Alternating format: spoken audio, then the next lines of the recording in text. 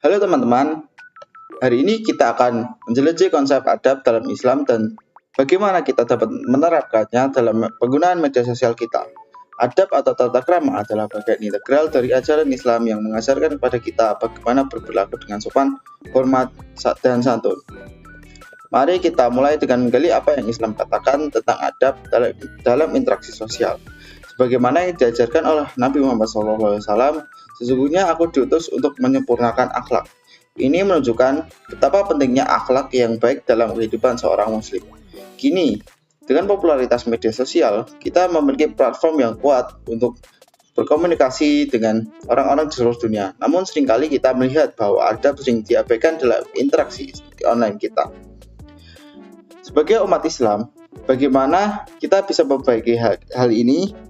Pertama-tama, mari kita ingatkan diri bahwa adab harus tetap dijunjung tinggi, bahkan di dunia maya. Ini berarti berbicara dengan sopan, menghormati pendapat orang lain, dan tidak terlibat dalam perilaku yang merugikan atau mengganggu. Jadi di sini saya akan membahas bab 8, yaitu adab menggunakan media sosial. Jadi di sini saya memiliki tujuan pelajaran. Tujuan pelajaran yang pertama adalah menjelaskan adab menggunakan media sosial, menjelaskan dalil nakli adab menggunakan media sosial, dan yang ketiga menganalisis adab menggunakan media sosial dalam Islam. 4. Membuat postingan dan komentar yang positif di media sosial. 5. Meyakini bahwa adab menggunakan media sosial dalam Islam dapat memberi keselamatan bagi individu dan masyarakat. 6. Membiasakan sikap menggunakan media sosial yang santun, saling menghormati, bertanggung jawab, semangat kebangsaan, dan cinta damai.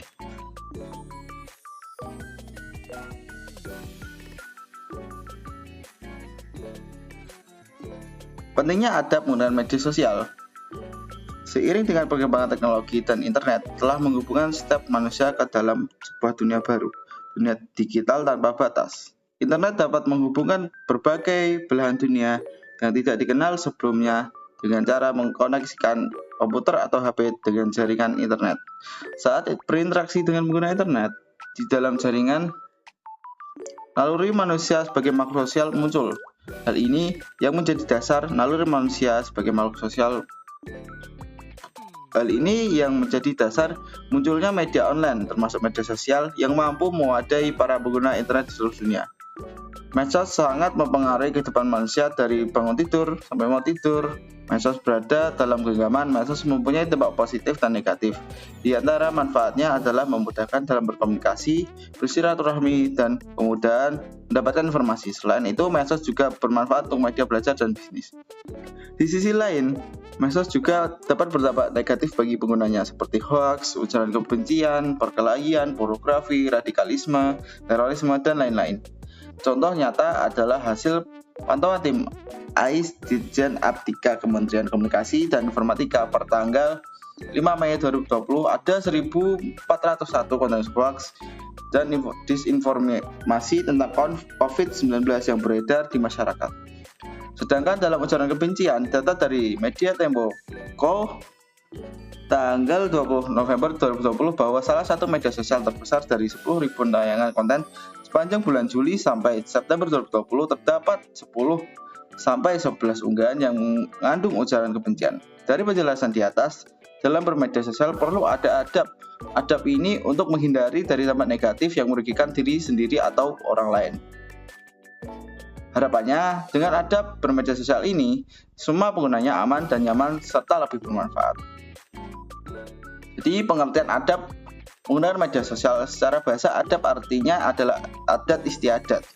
Ia menunjukkan sesuatu kebiasaan, etiket, pola perilaku yang ditiru dari orang-orang yang dianggap sebagai model.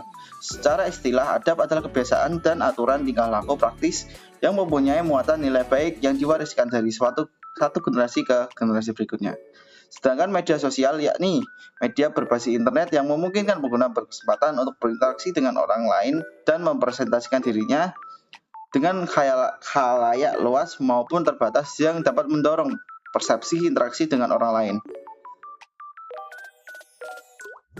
Hendra Setiawan lebih lanjut, ia menyatakan bahwa media sosial merupakan konten online yang dibuat dengan teknologi penerbitan yang sangat mudah diakses dan terukur. Kemajuan teknologi sekarang berdampak pada cara komunikasi seseorang, berbasis berita, mencari informasi, gaya belajar, dan konten. Jenis media sosial yang banyak digunakan oleh masyarakat: Facebook, Instagram, Twitter, Telegram, WhatsApp, Kaskus, dan lain-lain. Dari penjelasan tersebut, adab menggunakan media sosial ada suatu sikap dan perilaku yang harus dikedepankan ketika berinteraksi dengan orang lain ketika menggunakan media sosial.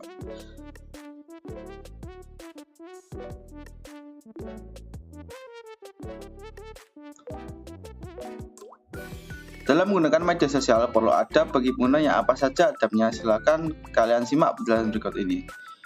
Adab yang pertama, niat yang baik. Yang kedua, milih teman yang baik. Yang ketiga, meneliti fakta atau kebenaran informasi yang diterima. Nomor 4, menyampaikan informasi tanpa rekayasa atau manipulasi. Yang nomor 5, mengajak kepada kebaikan. Yang nomor 6, menyampaikan informasi atau memberikan komentar sebaiknya dengan cara yang baik. Yang nomor berapa itu yang G, dalam menggunakan media sosial hindarilah bahasa yang menyinggung atau menyakiti atau menghina orang lain. Yang H, bersikap bijak. Selanjutnya dapat mengambil hikmah atau kebaikannya. Jadi ada beberapa hal yang dapat diterapkan dalam menggunakan media sosial agar tetap nyaman, yaitu dalam berinteraksi di media sosial saling menghormati dan menghargai antar anggota grup atau netizen. Gunakan bahasa yang santun, tidak menyinggung perasaan orang lain dalam media sosial. Menghindari update status atau mengupload berita buruk sangka atau suuzon, mencari-cari kesalahan orang lain dan menggunjing orang lain. Hal ini sesuai firman Allah Subhanahu wa taala dalam Quran surat Al-Hujurat ayat 19. Jadi ada beberapa hikmah yang akan kalian dapatkan apabila mematuhi adab dalam bermedia sosial, yaitu 1. Terhindar dari berita hoaks. 2. Mendapatkan percayaan dari orang lain. 3. Orang lain merasa nyaman ketika melakukan silaturahmi di media sosial. Yang nomor 4, terjalin hubungan yang harmonis dengan sesama. Yang nomor 5, terhindar dari tindakan yang diskriminatif, utamanya menyangkut unsur sara.